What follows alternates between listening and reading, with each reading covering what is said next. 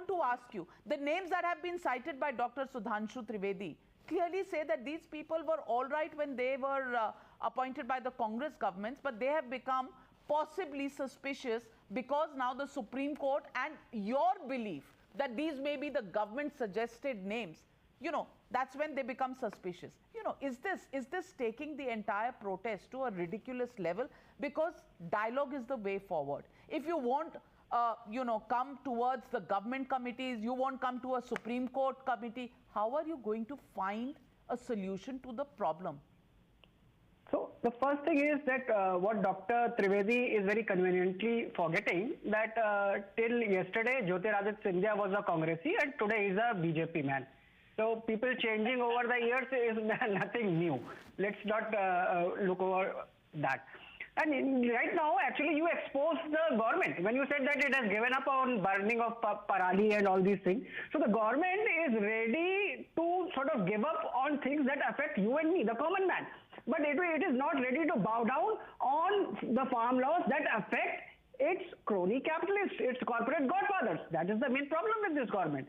And you talk about, some people are touting this panel as being Panch Parmeshwar, but there are people who know their past and history. So they are saying that the panel may end up touting and mouthing Modi's Mann Ki Baat. That is and the farmers right from the start have been saying we don't want to go to the court. In fact, this court ruling will come as a sort of relief for the beleaguered Modi government.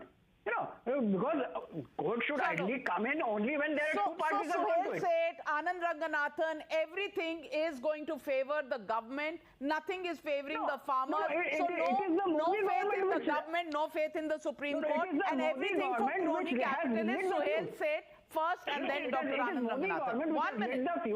With a false sense of righteousness.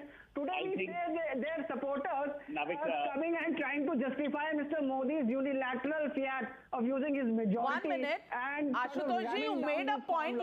Let me get reactions to that point that you've made. Suhail said. Navika, if you recall, in my opening remarks, I said the ultimate facet of today is the complete breakdown of trust between various parties, the government, the courts, the people. Second, as Mr. Mishra said, and before him the other gentleman, Mr. Ghanshyamji said, about, it is pandering.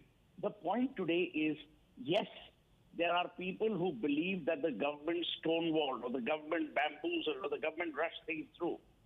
My only fear is, and my belief is, that if you examine the laws are essentially good for the farmers, they are good for India.